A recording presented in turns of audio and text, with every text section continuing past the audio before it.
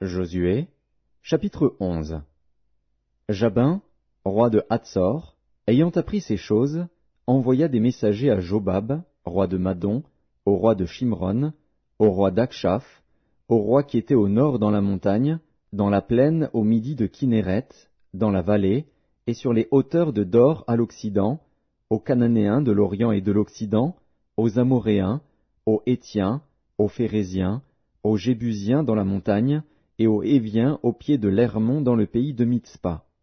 Ils sortirent, eux et toutes leurs armées avec eux, formant un peuple innombrable comme le sable qui est sur le bord de la mer, et ayant des chevaux et des chars en très grande quantité.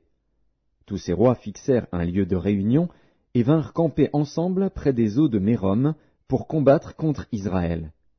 L'Éternel dit à Josué, « Ne les crains point, car demain, à ce moment-ci, je les livrerai tous à frapper devant Israël.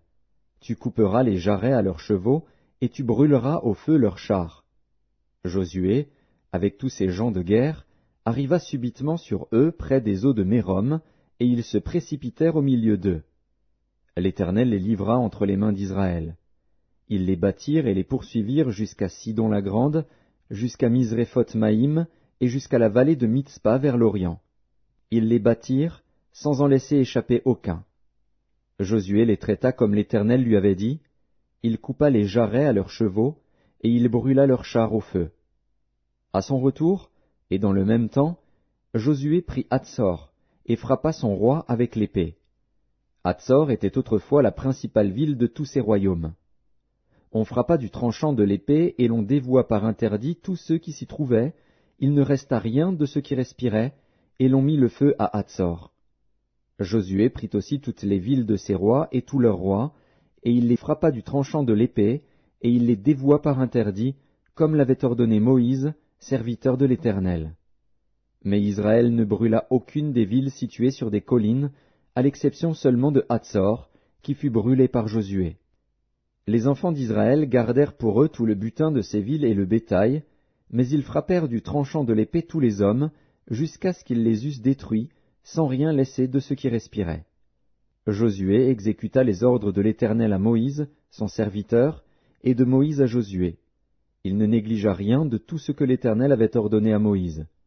C'est ainsi que Josué s'empara de tout ce pays, de la montagne, de tout le Midi, de tout le pays de Gozen, de la vallée, de la plaine, de la montagne d'Israël et de ses vallées, depuis la montagne nue qui s'élève vers Séhir jusqu'à Baal-Gad, dans la vallée du Liban, au pied de la montagne d'Hermon. Il prit tous leurs rois, les frappa et les fit mourir. La guerre que soutint Josué contre tous ces rois fut de longue durée. Il n'y eut aucune ville qui fit la paix avec les enfants d'Israël, excepté Gabaon, habité par les Héviens. Ils les prirent toutes en combattant. Car l'Éternel permit que ces peuples s'obstinassent à faire la guerre contre Israël, afin qu'Israël les dévouât par interdit, sans qu'il y eût pour eux de miséricorde, et qu'il les détruisît, comme l'Éternel l'avait ordonné à Moïse. Dans le même temps, Josué se mit en marche, et il extermina les Anakim de la montagne d'Hébron, de Débir, d'Anab, de toute la montagne de Juda et de toute la montagne d'Israël.